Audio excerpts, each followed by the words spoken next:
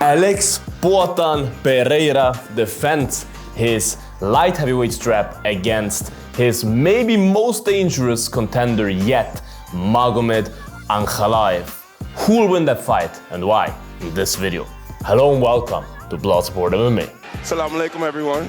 Alex Poatan Pereira is the most active UFC champion at the moment, which is why it feels like a long time. His last title defense was in September in Salt Lake City, which is a totally normal time frame, but because it's Poatan, it feels like a long time ago. But he's back this weekend against Magomed Ankalaev. I back. Trust me, I back. Ankalaev is from the mountains of Dagestan, and you might think he is a wrestler. And that's what everyone is saying. It gets on my nerves. Ankalaev is not a wrestler, bro.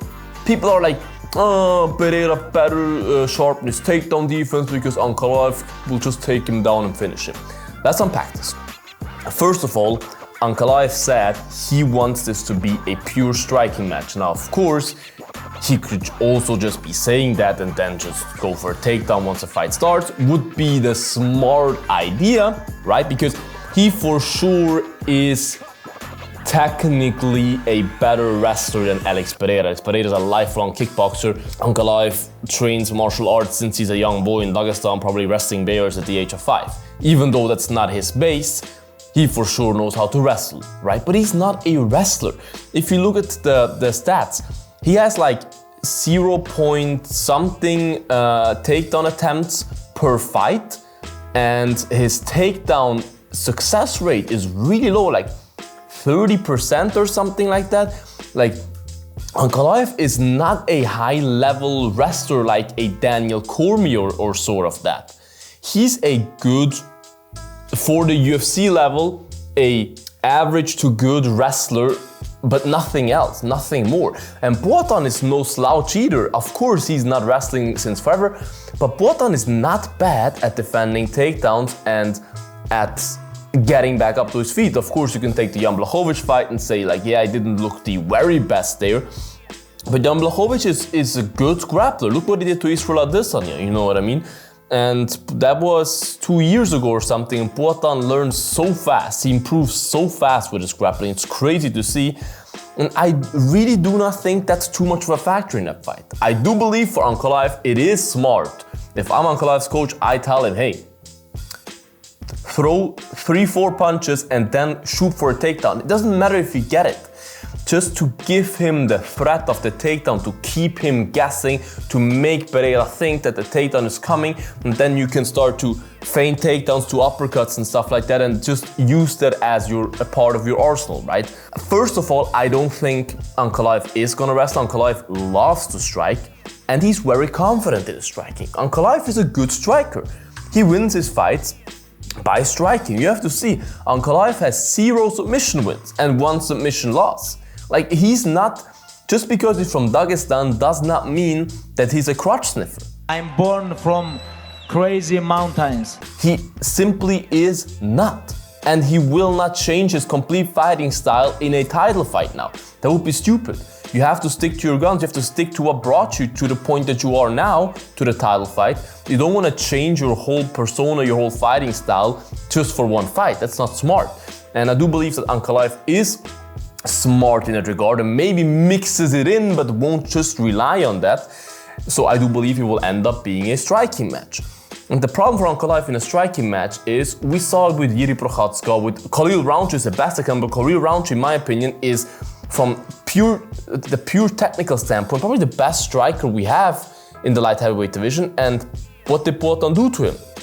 Of course, Khalil had some success, but at the end of the day, he beat the crap out of him in the 4th round and finished him. You know what I mean? And if you look at Ankalaev's past fights, he's not very stiff. You're stiff as a board. But especially in his defense, he's not the very fastest and most slick athlete. Like, he does get hit. Whenever he strikes, he does not get out of the way again immediately. He's not a striker like pop, pop, and gets out of the way again and is, you know what I mean, like very dynamic. he likes to sit behind his punches, and that makes him open for counters.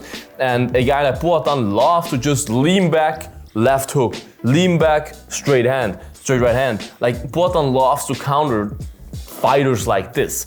The kind of striker Ankalaev is a perfect matchup for Poatan, because Poatan does so well against casual kickboxers that don't have a very, how should I say, out-of-the-box style, you know what I mean? And of course, you saw in the Blachowicz fight again, people can be competitive with him in the striking, but that is because of the takedown threat. I think Blachowicz had so much success in the striking only because his takedown threat was there from the beginning and kept Pereira guessing, right? Because when the opponent is threatening takedowns the whole time, you cannot strike as freely as you can against a pure striker, like Khalil Roundtree, you know what I mean? And what I think will be the key factor in a fight is the leg kicks, because Ankalaev had problems in the past with the leg kicks. He loves to throw leg kicks himself, and Pereira is phenomenal at checking leg kicks.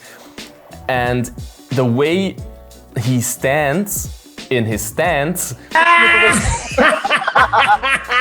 makes him pretty open for calf kicks and leg kicks in general. He's oftentimes a little bit heavy on the front foot, and he's not the very best at checking leg kicks, as you saw in the Jan Blachowicz fight. And Poatan will make you pay. Poatan's calf kicks are the #1 in the whole MMA world at the moment. And I do believe Poatan is very aware of the situation and will kick the living life out of those calves of Ankalaev, and it will impact him significantly. Especially that power left hand that Ankalaev has. I do think by damaging his lead leg, he will take a lot of the power away and just limit his whole ability, his whole movement and everything. And I do believe that the calf kicks will pay dividends and that Poatan will chop his legs down, make him slow, impact his movement, and then because of that, finish him on the feet in the... I go 4th round again. I say in the 4th round, Alex Pereira will, I don't think he will KO Ankalaev. I do think it will be kind of like the Khalil Roundtree situation, that he will just standing TKO him in a way. Maybe the referee will also have to step in because Ankalaev will just be limited in his movement, take a lot of damage. Poatan will have a lot of success with his boxing and also with his high kicks. And yeah, hurt Ankalaev enough for the fight to be stopped, and will be and silence all the doubters that say that he can't win against someone that has a little bit of wrestling in his background. So this is my prediction for this fight, that Poatan will reign supreme, will be and still the light heavyweight champion. Maybe fight John Jones after that. I'm sorry, Aspinall, but that's a possibility. Who knows? You know, write in the comments, you guys, what do you think? What is your prediction for that fight? Write in the comments what do you think is after if Pereira then wins the fight. On the comments, make sure to like this video, subscribe to this channel, guys, would appreciate that a lot. Check out my merch, bloodshop.net, worldwide free shipping with the code FREE, the freshest merch in the industry. Check it out, you guys, first link in bio. Stay bloody, and until the next one, bye bye. Bloodsport out.